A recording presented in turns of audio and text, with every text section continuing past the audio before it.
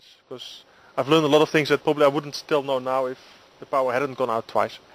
So okay, they say every cloud has a silver lining, so maybe that's the little silver lining. But still, don't worry. We're not going to put the power off on purpose to just get me more familiar with it. We're going to try to keep it on at all times. So yeah, it's been, and that's not even mentioning all the animal sightings, and I'm sure there's going to be a next question. So first of all, I want to eventually get away from asking questions even. But, okay. In sometimes it's a good way for me just to have something to say. But yeah, I mean, what I've really enjoyed as well and as I said to him as well, it's been definitely for you as well. You've literally, it feels like you've been here for a long time already. It doesn't feel like you've only been here for about 2 weeks. Not just in what you know and how you know it's going on already, but just in your approach as well. It's been fantastic, especially last week when I was a bit sick and Rex and both of us weren't feeling 100%. And you know, when you don't have all the energy to run around, then you know, you try and rest so that you can do other things. And it's fantastic just to see you guys getting on. I mean, the second or third day you were here, you were in the workshop busy doing things and fixing this and looking at that and really enjoying it. And I think that's ultimately what for me is very exciting. I can see you.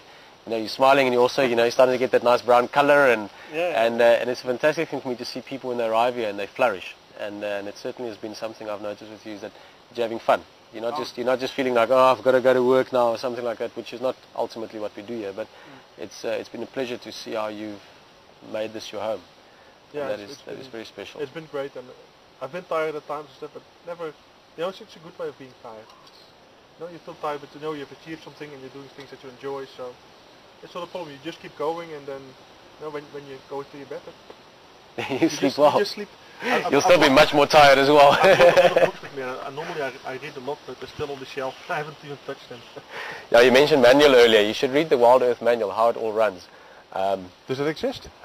Graham never told me. Yeah, it exists. I don't know if it's printed yet. It's mostly in Graham's head. And it's sort of one of those things that sort of changes itself all the time, because, you know, all the time there's new challenges. But that certainly is part of the fun, to come back to how we communicated earlier. I spoke to Graham on the phone briefly from Yuri's house from a landline, but just how literally from across the world via talking on the game drive to them sending messages through to Graham, radioing us, it's a fantastic thing. Just even that, you know, and everything. And the other day Peter was busy taking some old computers apart and putting things in together, and you know, just all of this. And it certainly is a lot of fun just adapting to whatever is going on at the time. So it's not just the wildlife that's full of surprises. It's whatever happens, whether it is the electricity going down or this that happens there, or you know, animals in camp today. Pete was walking around today. There were a whole herd of nyala in camp, busy browsing around and getting some images of that and enjoying it. So it really is the surprise element of not knowing what's going to happen every day, literally every day, is a fantastic thing that I see you enjoy as well. So something that either scares people or they enjoy it, and I've seen you've grabbed it and enjoyed it. So it's nice. I talk about surprises, and everybody knows by now that I'm a big bird lover. As I was filming the nyalas, I just went through the gate in a little back to get a better picture, a better shot, and then suddenly I heard a bird landing just behind me, and I looked and I had my camera in my hand, so that was good. So I quickly took a couple of pictures and then checked which kind of bird it was. It was a Bennett's woodpecker, which for me was a new bird. I'd never seen it in my life before, so I could just quickly add it on. You never know when it's going to happen. That's the nice thing. Could be happy any second. So you must always be, you know, alert and be on your guard and watch out, and around every corner there might be a surprise, and that's well, that is exactly it. Literally it. And also sitting down there's some nice little bird life as well that you'll enjoy over time, and I should maybe take a bit of birding again with you as well. It'll be fun. Yeah, we should go. Okay, and now I'm going to ask you one more question. All right, shoot. Animal sighting. I guess the one I want to talk about a little bit is just when was it? Yesterday, the 30th. Yes, yesterday morning. We had a phenomenal surprise around the corner kind of thing with Saseka at the end, and then a surprise that none of us expected. Both Pete and myself expected that we might see a leopard, and I thought there was a good chance because of game drives, but to then get there and then be able to stay longer was a surprise for all of us, and then beautiful sightings in the end. That was amazing. Yeah, I've seen, it's a bit like Herman, I've seen maybe between 5 and 10 leopards in my life before, but probably closer to 5 than to 10 even. And all but maybe one of them have been glimpses, a leopard hiding away into the bush and things like that. And just to be able to just first-hand see a sighting like we had yesterday morning and stay with the leopard for, it must have been close to an hour. Yeah, that's quite a while. And the leopard just going about its business, hunting as it was, just plainly ignoring you. That is such a great feeling. You feel like you're observing it from close, but you're not bothering the leopard or interfering with it, because it was stalking a little thing. It was even like pouncing in a typical cat-like way, a mouse, and then I think it just wanted to go for a little morning nap. Yeah. And even as we were trying to get out of the donga, which I was thinking of exactly that as well. It was a bit of a challenge. We had wheels spinning and stuff like that, and she just looked up and okay. And then she went on just snoozing again. That was just that's fascinating, really. No, it was a beautiful sighting that. So it sort of ties into, I was going to ask what that was a very special morning. I remember that for a long time. So I think that probably stands out. But you've had some nice wildlife sightings from the vehicle as well, and enjoyed that. Huh? Yeah, but that one really stands out. Yeah. What I'm looking for now is actually to get a couple of those elephant sightings like Herman had, because I love elephants and stuff, and to get so up close and stuff like that, like they had this afternoon. That's So that's hopefully, I hope maybe next week or.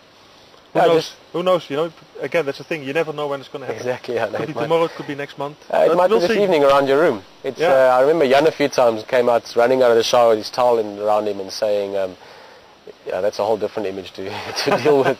But Jan came over and goes, there's an elephant right here by the fence, and he's standing in his shower, which is Pete's staying in that room now. And literally by the fence there might be an elephant busy eating that tree that grows right by his shower is a buffalo thorn or a ziziphus, and the elephants often eat that over the fence. So well, every time I shower I look, because I'm still hoping to get that. No, you will. Shower long enough, stay long enough, you will see them. And I think we'll have many more fire chats. I've got no doubts about that. So look forward to it. Cool. We're going to get Rexon around just now. Unless Katja, do you want to say hello quickly? Katja just joined as well. She's been away for a couple of days. And nice to chat around the fire. Always.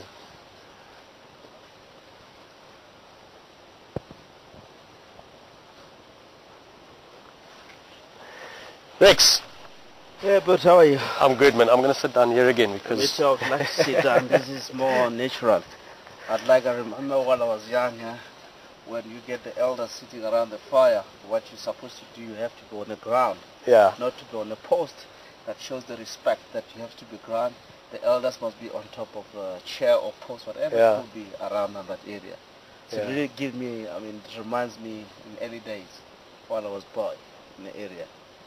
Yeah, no, that's actually earlier this afternoon we were looking on the fire. I was telling to Rex and saying, what do you think, should we sit like this maybe? And Rex was like, nice change, but also something nice about being low down to the fire. Huh? That's beautiful. I really like this. Well, we're going to chat just now. Just quickly, like I said, Katja just walked by as well, just to say hello.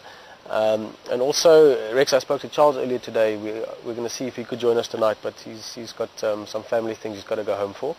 Yeah. And we're going to try and do that maybe next Sunday. Again, it just depends on Charles's leave. He's either leaving on the Sunday or the Saturday. Get Charles around us. I know there's been quite a few questions regarding the kahumas and just sort of general wildlife. Not general wildlife we're aware of, but further out than where we can drive. So we're going to get Charles in here at some stage and start getting some other characters. Yeah. And Katja, that was actually my other point, but maybe not tonight. Somewhere in the next couple of weeks. Yeah. It's really amazing. If you look at the all, we're driving like 1,000 hectares. Something is happening far. Like today, early in the morning, they located Kuhuma Pride, far southeast of Bushloyd, somewhere, car called Cheetah It's far for them to move as well, huh? Yeah, very far. And I had late this afternoon, our friend Graham Cook, he was reported, a lion kill, looked like some Kayamanzi area. Looked like a 2 male that were trying to track them early in the morning, the Manyanity boys. Look like they might be on the kill somewhere. We haven't heard about Josie Mel where probably might be moving in and where, but we heard that on the Kuhumas there's 5 female and 7 youngster. I was very, very curious today to ask how many cubs are still there, how many females, which is really amazing. Look like the youngster, they've grown up. Yeah, I haven't seen them for. Have you seen them anywhere, Rexon? No, I haven't seen them. I just asked guys and asked Andrew to send me pictures on Facebook and so on. If I can see the picture, how big is the cubs? But if they're still around, maybe one day we might be lucky if we patient enough for the guys. Ask them, we want to see these lions. They might take us the sighting, I believe. Yeah. At the same time, also, if they're going as far down as Bush Lodge, guys, it's maybe difficult to understand if you don't understand the map of it. But The Guma Pride, which is a pride of lions, to give you a quick background for the newer people with us, that used to be around here quite often. Then December last year, the Mapocho males came, they killed some of the youngsters. And then again in, was it March, Rex, in my days get mixed up. Somewhere March 14, 16 rings a bell, I could be wrong. They killed a lioness and some youngsters.